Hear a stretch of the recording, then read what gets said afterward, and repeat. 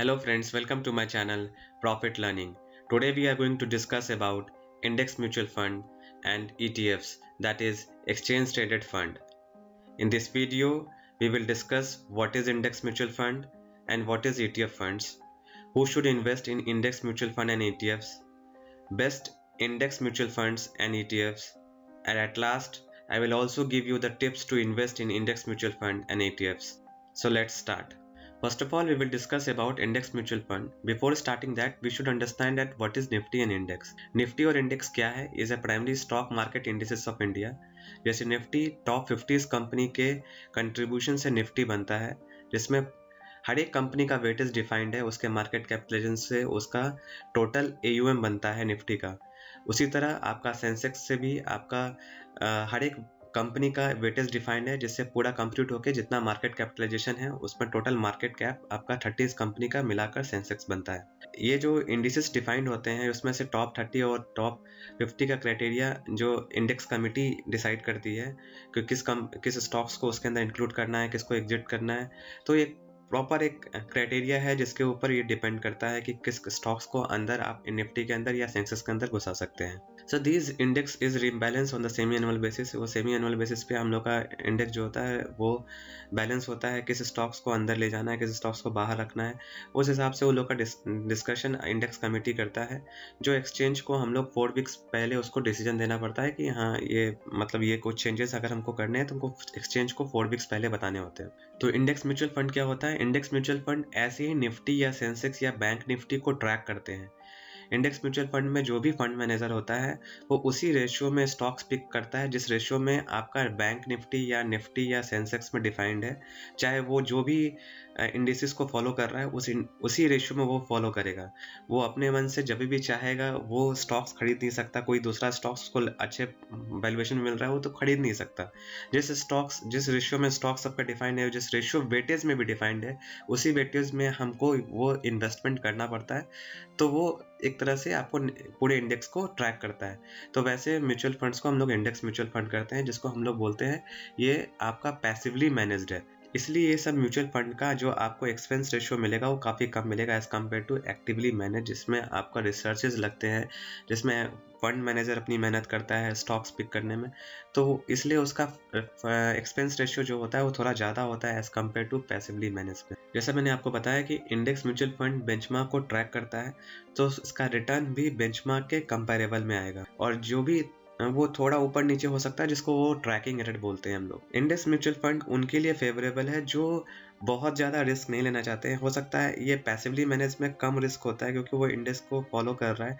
Actively manage में हो सकता है कि किसी फंड मैनेजर का डिसीजन थोड़ा बहुत ऊपर नीचे हो सकता है, जिसके कारण उसको नियर टर्म में लॉसेस हो सकते हैं। सो जो लोग काफ़ी ज़्यादा रिस्क नहीं लेना चाहते हैं, जो पैसिवली मैनेज में ही खुश हैं, उनको ज़रूरत नहीं है कि मतलब उसका इंडेक्स के रिटर्न से, मार्केट रिटर्न से ज़्यादा रिटर्न उसको चाहिए, जिनको वो नहीं है वो लोग इंडेक्स म्यूचुअल फंड में कर सकते हैं, जिसको मार्केट के कंपेरेबल रिटर्न भी उसको चलेगा। As it is a passively manage, तो स्टॉक चर्निंग काफ़ी कम होगा और एक्सपेंस रेशियो भी कम होगा, जैसे मैंने आपको बताया है। कोई भी लिक्विडिटी इशू इसमें होता नहीं है, और क्योंकि आपको सफिशिएंट कैश जो होता है वो कैश के फॉर्म में परसेंटेज रखा जाता है फंड मैनेजर के द्वारा, ताकि कोई भी रिडीम करना चाहे अपना फंड तो आराम से रिडीम कर पाए। सो कैश रिजर्व्स या लिक्विडिटी इश्यूज इसमें काफ़ी कम होते हैं। Now comes the ETFs, that is exchange traded fund. Exchange traded fund जो होता है वो like a securities that closely remembers the index mutual fund. जो इंडेक्स फंड की तरह होता है क्योंकि वो इंडेक्स को फॉलो कर रहा है, बट ये स्टॉक की तरह उसको ट्रेड किया जाता है। सो ये जो ETFs होते हैं उसमें आपको डीमेट अकाउंट कंपलसरी है, क्योंकि ये एक स्टॉक्स की तरह ट्रीट किया जाता है। आप रियल टाइम बेसिस पे आप उसको खरीद सकते हैं। एक्सचेंज ट्रेडेड फंड जब भी आप परचेस करेंगे तो आपका जो भी यूनिट्स एलोकेट होता है वो फ्रैक्शन नहीं हो सकता है। हो सकता है कि जैसे इंडेक्स म्यूचुअल फंड में आप 3000 की SIP करते हैं तो 3000 के हिसाब से जो भी आपका NAV चल रहा है उसे डिवाइड करके नंबर ऑफ यूनिट्स आपको एलोकेट हो जाते हैं। इसमें नंबर ऑफ यूनिट्स आपको खरीदने पड़ते हैं, इसलिए वो होल नंबर में होते हैं, और जो भी आपको यूनिट्स यहाँ पे एलोकेट होते हैं वो ऑन ए मार्केट वैल्यू होते हैं और रियल टाइम पे होते हैं। ऐसा नहीं है कि जैसे इंडेक्स म्यूचुअल फंड में क्या होता है कि आपका मार्केट खत्म होने के बाद उस दिन का एनएवी आपको एलोकेट होता है। Expense ratio of ETFs are slightly lesser than the index mutual fund, वो कम होता है ईटीएफ में, लेकिन बहुत सारे चार्जेस एक्स्ट्रा लग जाते हैं, जैसे transaction charges, brokerage charges, demat charges. ये रियल टाइम जैसे स्टॉक की तरह ट्रीट किया जाता है, तो इसमें अलग अलग तरह के चार्जेस हो जाते हैं। ये सब चार्जेस को कंबाइन कर जो इंडेक्स फंड का जो एक्सपेंस रेशियो होता है और ईटीएफ का जो एक्सपेंस रेशियो होता है वो लगभग कंपैरेबल होता है। Unlike index funds you may face the liquidity issues in ETFs. जैसा मैंने बताया कि इंडेक्स म्यूचुअल फंड में कुछ परसेंटेज कैश रिजर्व रखा जाता है, ताकि जो भी फंड बंदा अगर अपने यूनिट्स रिडीम करना चाहता है तो उस टाइम उसको रिडम्पशन आराम से हो जाए। लेकिन ETFs as such stocks market में होता है, उसमें कोई भी कैश रिजर्व नहीं होता है, तो आपको रियल टाइम बेसिस पे आपको हो सकता है कि आप बेचना चाहें और बेचने के लिए कोई जो बंदा खरीदने वाला है वो है ही नहीं, तो लिक्विडिटी इश्यूज हो सकता है ईटीएफ्स में। In ETFs you need to be more discipline and more patients, because ये स्टॉक्स की तरह होता है, तो आपको हो सकता है कि आपको टेम्पटेशन हो, अगर ईटीएफ्स अच्छे भाव पे अगर आपको बिक सकता है तो हो सकता है आप टेम्पटेड होकर बेच दें, लेकिन वो नियर टर्म के लिए, फ्यूचर टर्म के लिए वो सही नहीं होता है। तो जब भी आप ईटीएफ्स में इन्वेस्ट करें, अगर आप ट्रेडिंग कर रहे हैं तो वो बेटर है। सो इंडेक्स म्यूचुअल फंड आप जब भी लंबे समय के लिए कोई इन्वेस्ट कर रहे हैं तो आपको ईटीएफ्स में जाने की जरूरत नहीं है। ईटीएफ्स के मुकाबले इंडेक्स म्यूचुअल फंड ज़्यादा सही है। Now we will see the best index fund. Best index funds को चूज करने का देखिए, इसमें क्राइटेरिया कुछ ज़्यादा बहुत लंबा नहीं है जिसमें रिसर्च रिक्वायर्ड होगा, क्योंकि ये इंडेक्स को फॉलो करता है। तो आपको देखना है कि प्रॉपर एसेट साइज है कि नहीं है, क्योंकि वो लिक्विडिटी इश्यूज रहेगा उसके अंदर। तो अगर बहुत बड़ा एसेट साइज है तो आपका पैसा जब भी चाहे आप बेच सकते हैं, जब भी चाहे आप निकाल सकते हैं। तो वो एक लिक्विडिटी रिस्क को अवॉइड करने के लिए आप एसेट साइज प्रॉपर्ली देखें। दूसरा है एक्सपेंस रेशियो। जब आपको एक पर्टिकुलर इंडेक्स को ही फॉलो करना है तो आप ज़्यादा एक्सपेंस रेशियो क्यों देंगे? तो एक्सपेंस रेशियो मिनिमम होना चाहिए, ये चीज़ का इंश्योर रखें। तीसरा है ट्रैकिंग एरर, जो क्योंकि ट्रैकिंग एरर जितना ज़्यादा कम होगा वो हमारे लिए बेटर होगा, क्योंकि वो इंडेक्स को फॉलो करता है, तो इंडेक्स के मुकाबले जितना अच्छा रिटर्न वो दे पाए वो उतना अच्छा हमारे लिए बेटर है। So based on this consideration I have opted for 4 index mutual funds. First one is ICICI Prudential Nifty Index Direct Plan Growth. Second one is UTI Nifty Index Mutual Fund. Third one is Nifty India Index Mutual Fund. Fourth one is SDFC Index Mutual Fund. Now we'll see the best ETFs based on the same consideration. First one is Nifty India ETF Nifty 20, जो index Nifty 50 को करता है track. Nippon India ETF bank Nifty, जो Nifty bank को कर रहा है।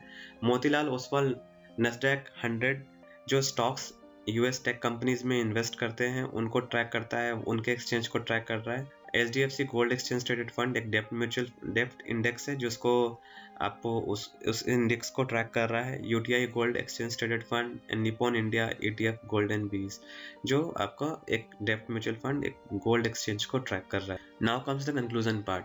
No nothing investors और the investor do not want to take any extra risk can invest in index mutual fund. वो इंडेक्स म्यूचुअल फंड के साथ जा सकते हैं, क्योंकि एक्टिवली मैनेज में हो सकता है स्टॉक मार्केट में जो भी इन्वेस्टर डिसीजन ले रहा है, हो सकता है एक दो डिसीजन गलत हो जाए जिसके कारण उसका रिटर्न्स इफेक्ट हो सकता है। सो वो अननेसेसरी रिस्क नहीं लेना चाहता है, तो वो अपनी passively manage that is index mutual fund के साथ जा सकता है। तो वो ऐसे इन्वेस्टर्स इसमें इन्वेस्ट कर सकते हैं। दूसरा है कि एक्टिवली मैनेज फंड काफ़ी अच्छे होते हैं यहाँ पर इंडिया में, जो लगभग हमेशा ही बेंचमार्क को बीट कर देते हैं, क्योंकि यहाँ India is a developing country and there many stocks are identified जिसके पोटेंशियल अभी बहुत ज़्यादा आइडेंटिफाइड नहीं है, जिसमें ग्रोथ एक्सपोजर काफ़ी ज़्यादा है।